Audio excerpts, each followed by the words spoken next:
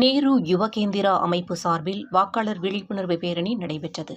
இந்திய நாடாளுமன்ற தேர்தல் விரைவில் நடைபெறவுள்ள நிலையில் வாக்காளர்கள் வாக்களிப்பது குறித்து பழனியில் விழிப்புணர்வு பேரணி நடைபெற்றது.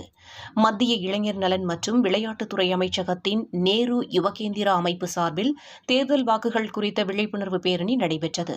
பழனி பேருந்து நிலையம் அருகே பழனி கோட்டாட்சியர் சரவணன், பழனி டிஎஸ்பி சுப்பையா ஆகியோர் கொடியசைத்து பேரணியை துவக்கி வைத்தனர். பழனி நகரின் முக்கிய வீதிகள் வழியாக ஊர்வலமாக சென்று வாக்களிப்பதன் முக்கியத்துவம், வாக்களிக்காமல் இருப்பது தேச விரோதம் போன்ற விழிப்புணர்வு பதாகைகள் ஏந்தியபடி கோஷமிட்டனர்.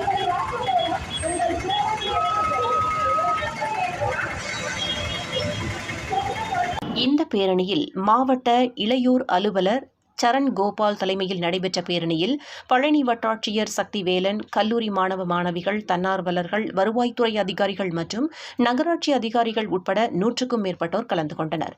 இதனைத் தொடர்ந்து அருள்மிகு பழனியாண்டவர் பாலிடெக்னிக் கல்லூரியில் விழிப்புணர்வு கூட்டம் நடைபெற்றது.